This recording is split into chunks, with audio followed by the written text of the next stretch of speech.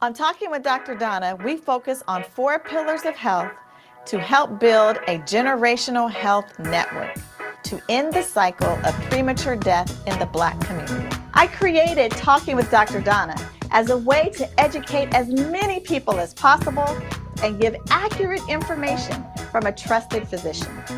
Go to Talking with Dr. Donna and get accurate information. And then share that information with your family and friends. You have the chat live, and right? if you like what you see, like my channel and subscribe.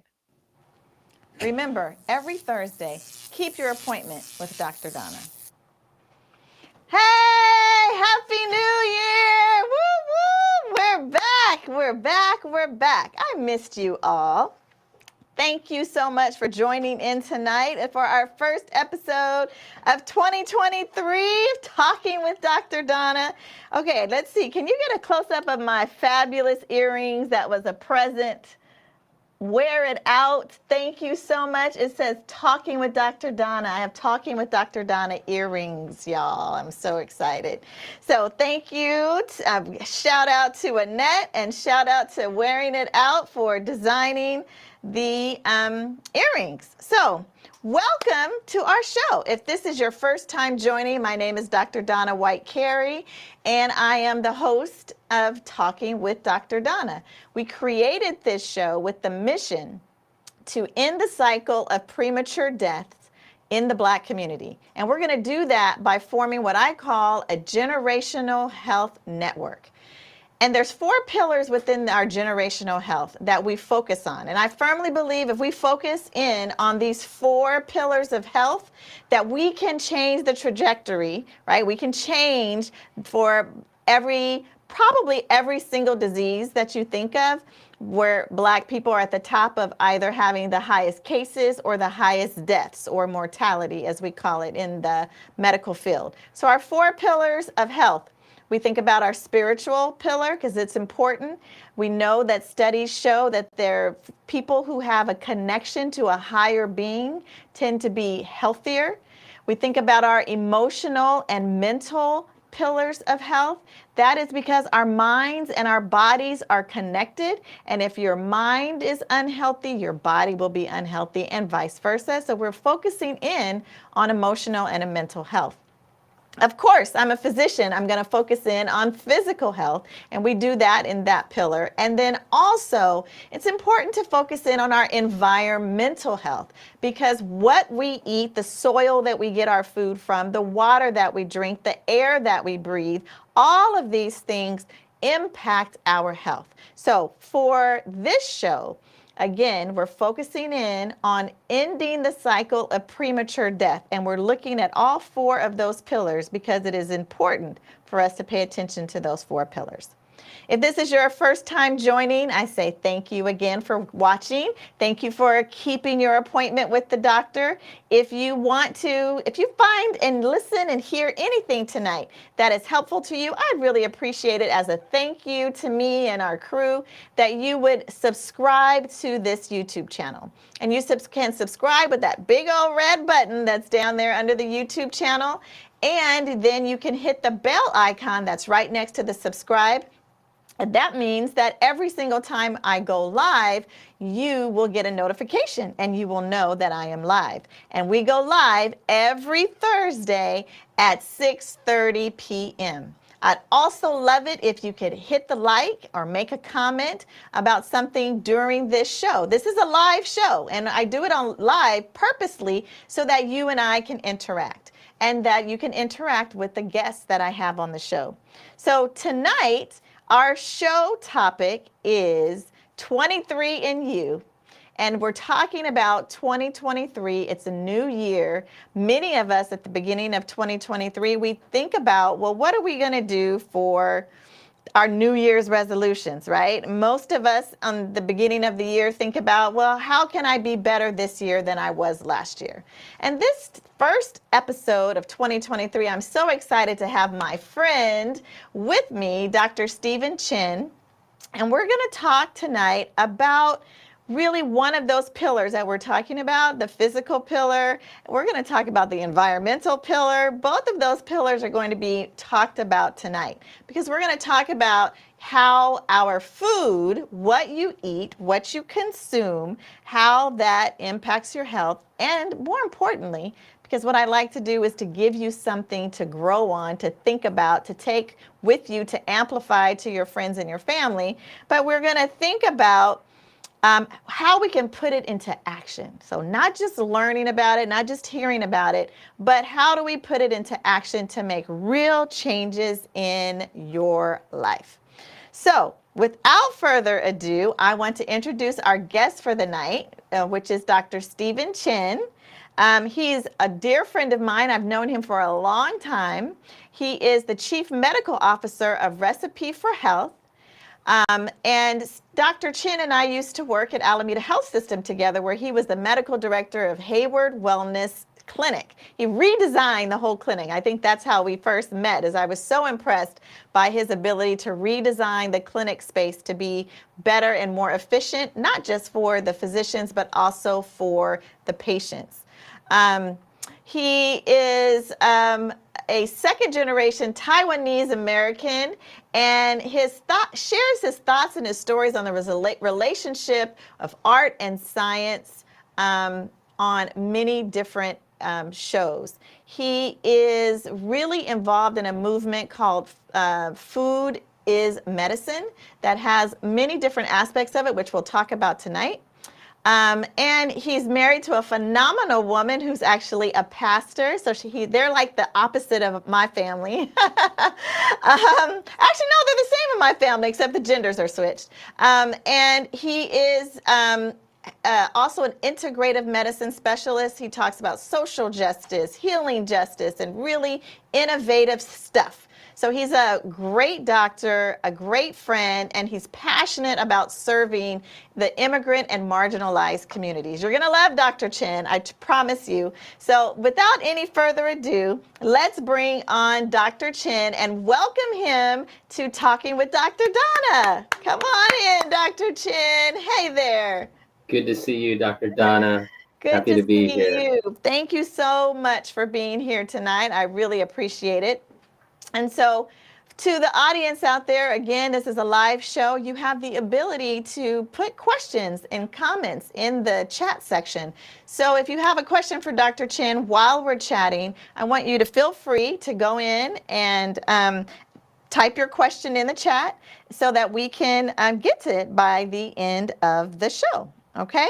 So Dr. Chin, let's start with talking about your program, Recipe for Health. What is Recipe for Health? Thanks so much, Dr. Donna. Recipe for Health is a recipe, and it is an integrative healthcare model that addresses many issues by using food as medicine. And let me just unpack this model of healthcare piece that's integrative. It's saying healthcare needs to use the tools of food, something that we have not used for so many years in our training, and to help our patients with a food as medicine approach. We have 3 targets that we're trying to address with a food as medicine approach. Number 1, food and nutrition insecurity. So access to food, to healthy food, not just any food, but access to healthy food. Number 2, using that food to treat chronic conditions and to improve chronic conditions. And then number 3, to improve health and racial equity, because we are situated in the community health centers throughout Alameda County, and we are offering Food as Medicine, our program, to all the patients in these clinics so that we can prescribe Recipe for Health, your recipe, and it's covered as a medicine, just like a prescription for antibiotics or blood pressure medicines. The 3 ingredients, any recipe has ingredients. The first one is our food pharmacy. We partner with Dig Deep Farms, and they grow the food regeneratively and organically. I will prescribe the prescription, or I will prescribe this food, and it's delivered to our patients' homes weekly for 3 months. And sometimes, if you need an extension, up to 6 months. We couple that with what we call a behavioral pharmacy, so health coaching in a group format mainly, but also individual. And it's interactive, it's movement with a movement coach, it's nutrition, it's stress reduction, social connection, and you have someone coaching you and supporting you, and you're working with other patients who have different conditions. And then my team, we implement this at the clinics, and we partner with the health plan where Dr. Donna works. We partner with 5 different health systems throughout Alameda County and growing to offer this. And we teach the clinicians, the doctors, how to use food as medicine in a 15-minute visit to treat, prevent, and reverse chronic conditions. And we make it easy for all the clinic teams. So that's the program. We are so excited. We launched it September 1st as a benefit for our Medi-Cal patients, and we offer it to people who are not even Medi-Cal, all comers, no wrong door. That's awesome. Thank you, Dr. Chin. So as a reminder, this Recipe for Health is available. If you have Alameda Alliance for Health, you know, that's my daytime hat that I wear. If you have Alameda Alliance for Health insurance, then you could qualify for Recipe for Health. So you can ask your primary doctor to put in a referral to Recipe for Health, and then Dr. Chin's team will take care of the rest. So Dr. Chin, you talk about food as medicine. Now, I want you to tell us, like, what does that really mean? And can you give us an example of how you use food as medicine? Sure.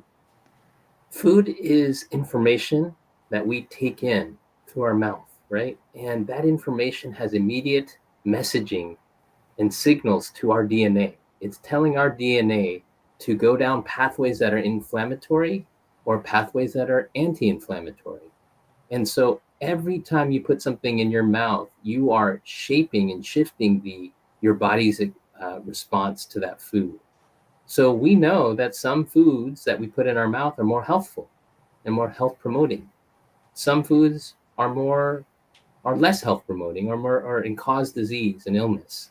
And so we are actually using food as medicine. And an example would be simply the vegetables and the produce that we send to our patients' homes. Food in the form of even just fruit and vegetables is so powerful as a medicine. And I'll give you an example. If you increase your fruit and vegetable intake by 1 serving, look at your fist. That's 1 portion, 1 serving.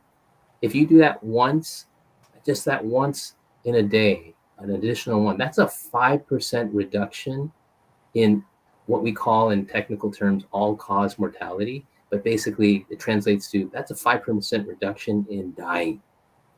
And since you are all about minimizing premature death, imagine if we increase this, and this is just the graph, it's a technical graph, but it's saying if you can get to 5 fruit and vegetables, that curve flattens out, you can get a 25% reduction in death. So 5% just by 1 serving, 5 servings, 25%, 6 servings, it kind of flattens out. But if everyone in the US did this, that's 30,000 lives saved per year, just with that increase of fruit and vegetables, of that 1 fistful of fruit and vegetables a day. Okay, Dr. Chin, I'm going to stop you right there. I'm going to stop you right there because I need you to repeat that for the people in the back, okay?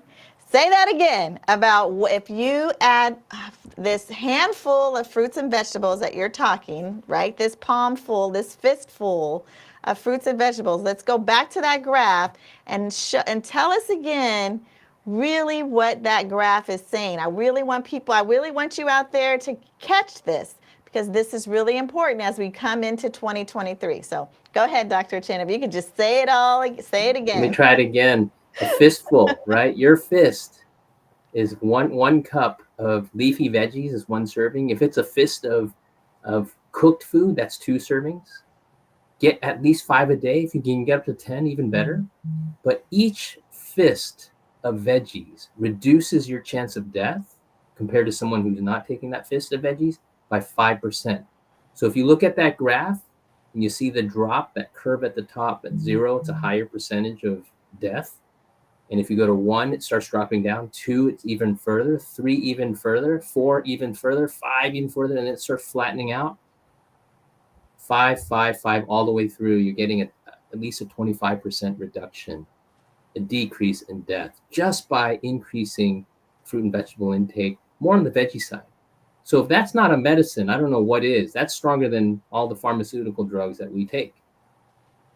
Yeah, that's amazing. And it's so important because, you know, again, we're talking about the pillars of health. And one of the physical pillar, we're talking about our foods.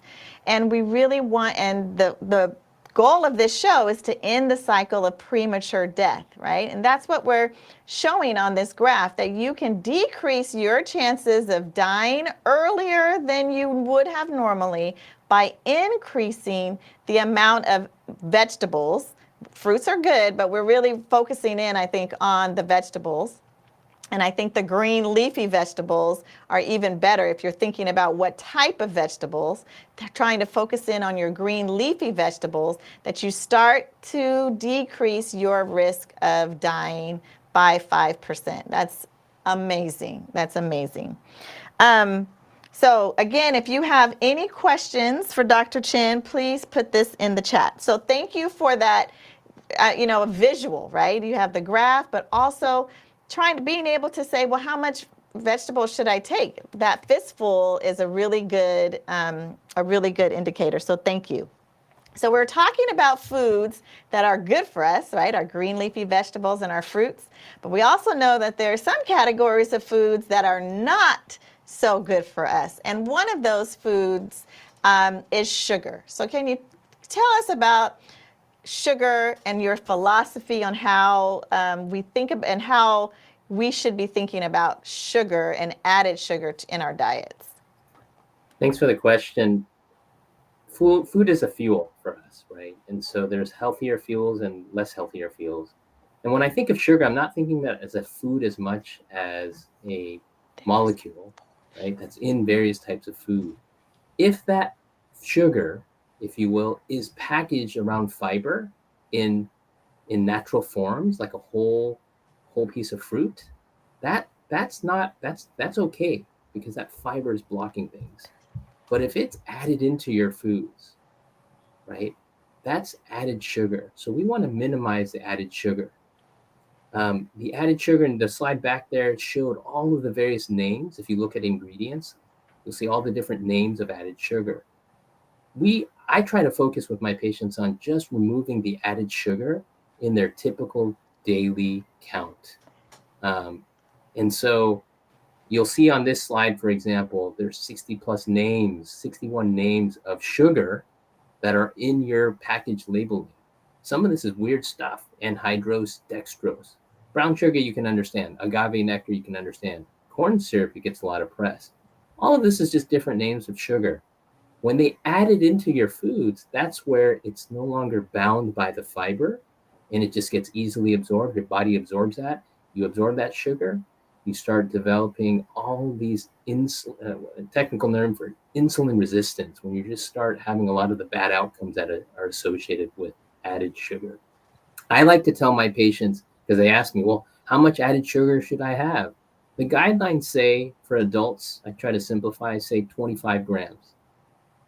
So it's kind of like, how old are you? I'm 25. Just say you're always 25, right? Dr. Donna, how old are you? You're 25, just to make it easy. So you don't want more than 25 grams for adults. For children, it's even less. I usually say 12 to 16. The guidelines say up for 12 to 25, but I just half it and say, instead of 25, it's 12. And that's what I start with most of my patients. And then I'll actually say, why don't you, in my clinic visit, 15 minutes, I'm going to show you how to read a label, just one thing on the label, and it's called added sugar. Just look at that line and do a 24-hour check, where you look at the line, and there should be another slide, and it just says you add up all the sugar in that 24 hours. And if you're above your 25, your magic number of 25, you know you have an opportunity to improve and reduce that sugar intake.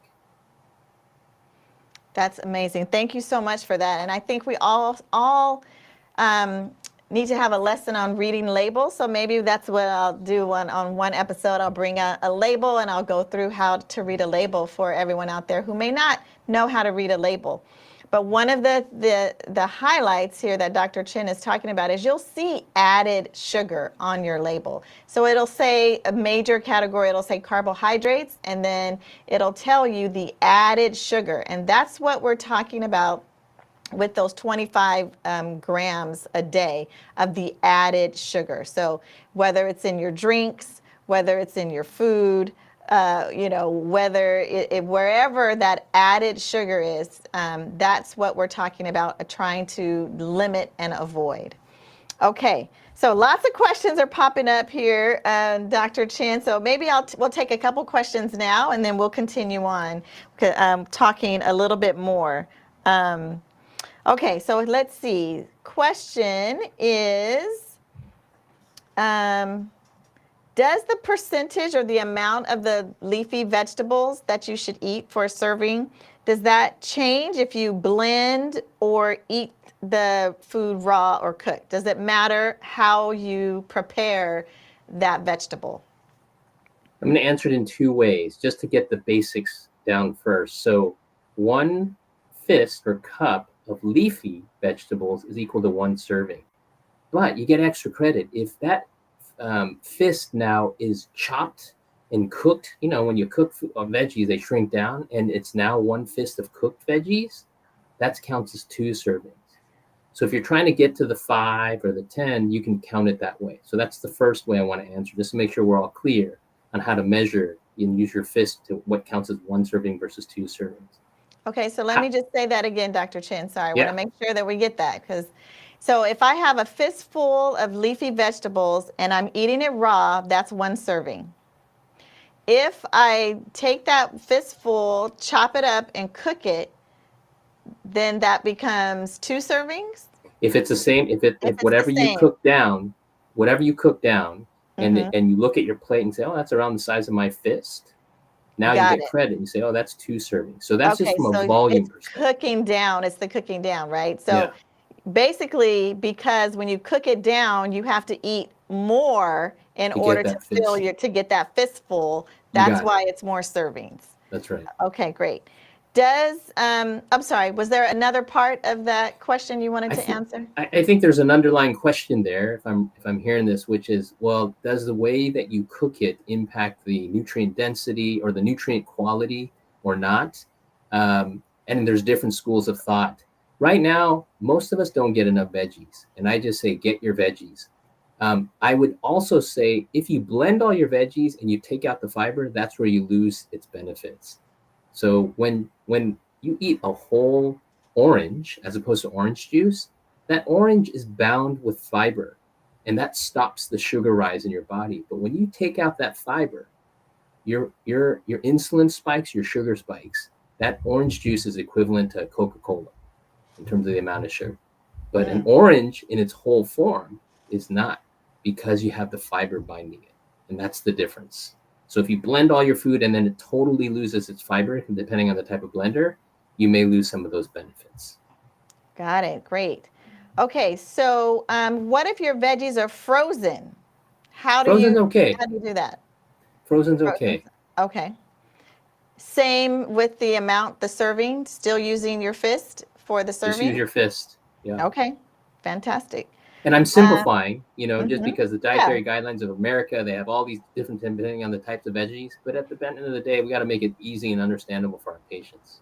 That's right. And I'll just say one last thing. As a family doc, when I have children and adults in the room, I do the same. And I say, oh, look at your fist, Johnny. Your fist is much smaller than your parents, but it's still 5 to 10 a day based on your size. Okay, that's great. Okay, so we showed the slide with all of the different types of sugars. And are there some sweeteners that are better than others? So like monk fruit, we've heard a lot about that, or Splenda. Are some of those healthy kind of alternatives, or what do you think about that? My main takeaway on sweeteners is to be cautious. There's a lot of marketing out there. There's a lot of food science. But the bottom line is, if you can consume your sugar in its raw or its nature, in its natural whole form, either cut up is fine. That's nature's candy, right? It's bound and provided that way. There are sugars like honey you can add in, but once you start getting into the aspartame, these artificial sweeteners, there's some dangerous side effects, and this is still being researched. But we do know the following: certain artificial sweeteners will increase your chance of what we call insulin resistance, which is an underlying cause for diabetes, high blood pressure, weight issues, and cholesterol, kind of lipid issues. So you got to be careful. Number two, these sweeteners make your brain think you're taking a lot of sweetness in, but your is saying, "Hey, I'm not sensing the sweetness." So it creates a false sense sometimes of craving. And number three, the mechanism, the reason why this may be happening is because it may be happening at the gut. Our guts are filled with bacteria, and many of them are healthful. But when you start introducing some of these artificial sweeteners, it messes up the whole ecosystem of your gut and causes some of these issues. Yeah, I agree. I feel like, I mean, that's what causes our sugar cravings, right? So the bad bacteria in our gut love sugar. So when they start to kind of, die off a little bit, or you're not eating as much sugar, they can produce that craving. And because this basically, they're trying to say, feed me, feed me. What is it? Feed me, Igor. What is the the little house of the Rocky House of Horrors, right? Those plants that want to be fed. That's like the bad bacteria in your gut want to be fed sugar. So I always think about that when I start to crave something sweet. I think about, well, that's my bad bacteria in my gut trying to get me to feed it. So I must be doing something right because I have these cravings that they want more sugar. So kind of keep that in mind. Okay, so I want to move off of the sugar. So we've got great insight on our vegetables and our fruit, great insight on our added sugar. And now I want to talk about, particularly since you're in partnership with Dig Deep Farms, kind of talking about our food. And I know my brother, Tony Tomato, is watching. So I want to talk about the food that we eat, the food that's coming from the soil. And you'll see in grocery stores, we always see this organic label. Is it important for us to eat the organic foods? They're more expensive. Do they really provide extra benefit for us to be eating organically? And what does it even mean to eat organic foods? Well, organic foods are powerful for a number of reasons. And I want to just name something here. There's the human health piece for organics, and there's also the planetary health piece for organics. And so it's important to contextualize if we're thinking about generational health and environmental health, to not only think about our own individual health, but what's the impact on the environment. So organic food, the main contribution of organic foods are that it's a whole way of growing the food in a particular way to reduce synthetic pesticides and synthetic fertilizers.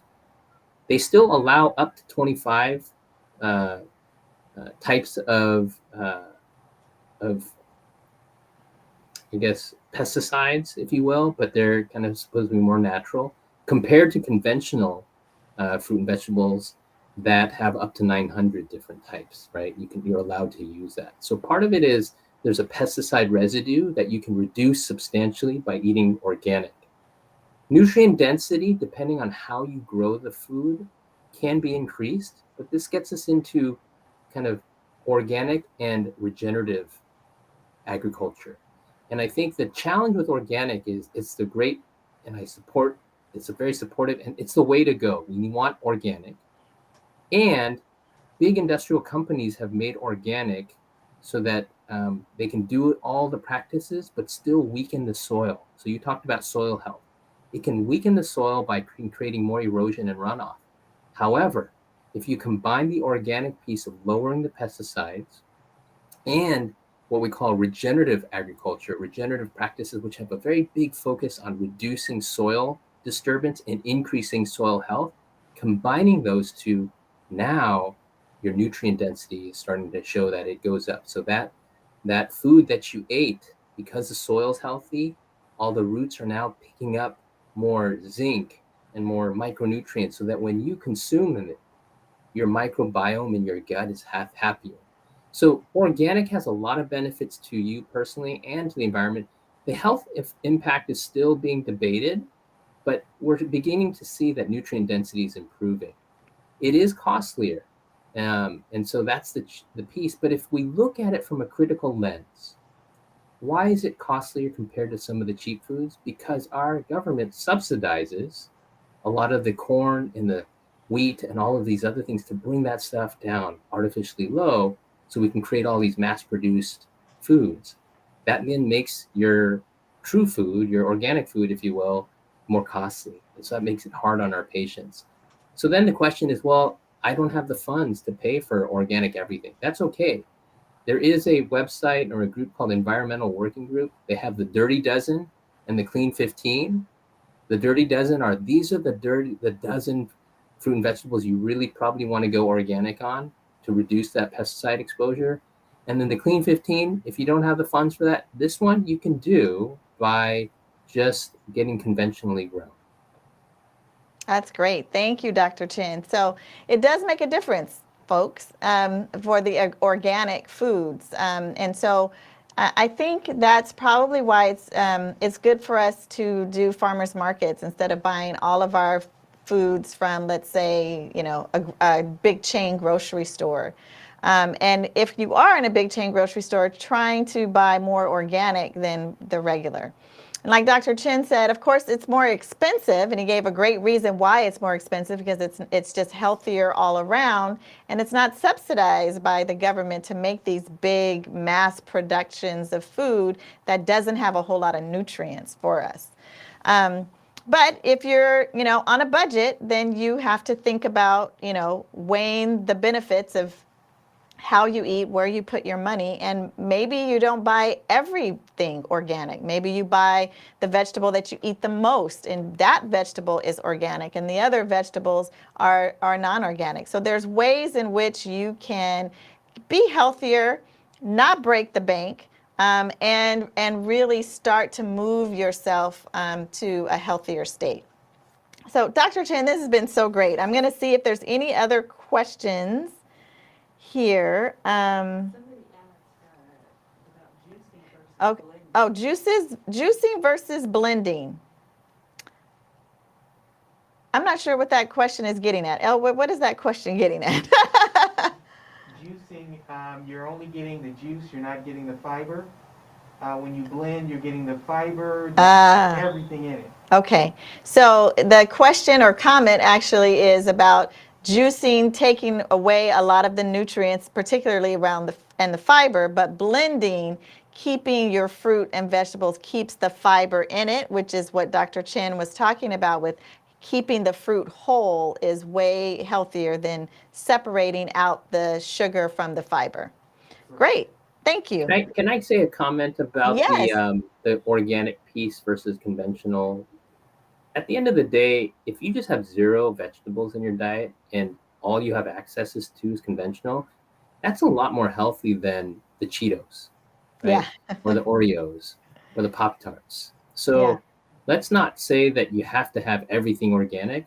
We want to move the whole food system. My work is to help use medicine to help shape the food system so that we all have access to regenerative organic. That is the standard. Until we get there, we have to make choices every day. And so we have to make choices that make sense for us. Yes, thank you. Thank you so much for highlighting that. Because our goal is not to make you, vegan overnight, right? Our goal is to really make small incremental steps, because we know small changes lead to big impacts in our bodies. So just start small. Start with one thing, saying, okay, tomorrow I'm going to have one more serving of vegetable than I normally have. And then every day striving to make yourself better and healthier, not just for you, but for your families as well. Well, Dr. Chin, thank you so much for joining us. Do you have a final comment you'd like to make? I just want to share the big picture that these individual choices are in the context of a lot of structural issues. And we are in this moment where food as medicine is taking off. There is a national strategy to increase access to food as medicine for our Medi-Cal patients, our Medicare patients, and eventually the market. In addition, there is work happening to tie that food as medicine work with a regenerative organic sourcing of the food and transitioning as many farmers from conventional along the way through continuous improvement, so that that's becomes our food system. That when you are in your community, you have access to these types of foods instead of food deserts, food swamps, or food apartheid. Awesome. Thank you so much, Dr. Chin, for coming tonight and for giving us such awesome, amazing, and really useful information. I really appreciate it. And now you are a part of the Generational Health Network. So thank you so much. Let's clap it up for Dr. Chin. Thank you, Dr. Chin, and I'll see you around. Thank you so much, Dr. Donna. Great seeing you. Thank you Good for seeing the you opportunity too. to speak to your folks. Thank you. All right, y'all, you heard it. You heard it here. 2023 is going to be a new you, better you. Let's get it. Let's get it. Let's get it. Let's get started. So, speaking of food, our food of the month this month is, it's January. We're going to do black-eyed peas. Come on, y'all. Hopefully, you had it on New Year's Eve so that you could get your good luck for the year. But now we're moving into the month of January. And our food of the month is black-eyed peas. And what I would love for you to do this month is to think about eating black-eyed peas in a different way. I know we're used to cooking them down and having them over rice, but one of my friends who's a vegetarian told me about taking the black-eyed peas and adding it with Jamaican curry. Oh my gosh, so good. So let's get creative. There's salads that you could add black-eyed peas in and use in your salads. Many different ways in which to cook black-eyed peas. Great source of calcium, iron, it's got vitamin A, magnesium, zinc, copper, all of these minerals, folate, all of these minerals that we talked about that are good for your body.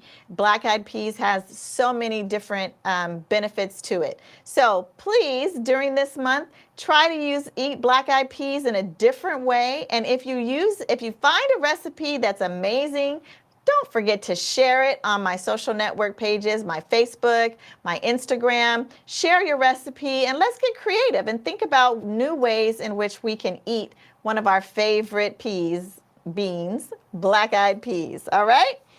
Yes. All right. So now we're going to talk about amplifying. We had some great information from Dr. Chin, and I don't want you to keep this information to yourself. I want you to share it and amplify it. Tell your friends and your families. So let's take a quiz, and let's see if you were listening to Dr. Chin. And I'm going to ask you this one question, and you put your answer into the chat. And this is a nice little poll. And Dr. Chin said this a couple of times. So I'm hoping that you guys are really listening. So what are the maximum grams of added sugar that you should have in one day? Is it A, 6 grams? Is it B, 10 grams? Is it C, 25 grams? Or is it D, 40 grams? This is the maximum amount of grams of added sugar that you should have in your diet per day. Put your answer in the chat section. Let us know that you were listening and that this is a takeaway that you're going to use in your daily life. I want to put up the 24-hour journal because this is another thing that I want us to do together as a Generational Health Network, talking with Dr. Donna crew. I want us to, at one day before the end of the week, I want you to do a 24-hour added sugar journal. So just keep it on a piece of paper. Anytime you eat something that has a label, right? I want you to look at the added sugar on that label and write it down. And just do your regular diet, right? And so that you can get a sense of just how much added sugar you have in your diet. And then we're going to move away from that a little bit at a time. So you can create a goal, but you got to sort of know your baseline, like what do you normally have? And then you can set a goal to decrease. All right, let's see. What are you folks saying? C, 25, C, 25, C, 3. That's C, I guess, Donnell. C, 25, C, C. Yay! You all were listening. I'm giving you applause. applause right here. Great job. Great job. Yes. The maximum amount of added sugar that you should have in your diet, ideally it's less than 25 grams per day. So let's make a pact. Talking with Dr. Donna Crew, we're going to do a 24-hour added sugar journal one day before we meet each other again next week for our appointment. And let me know.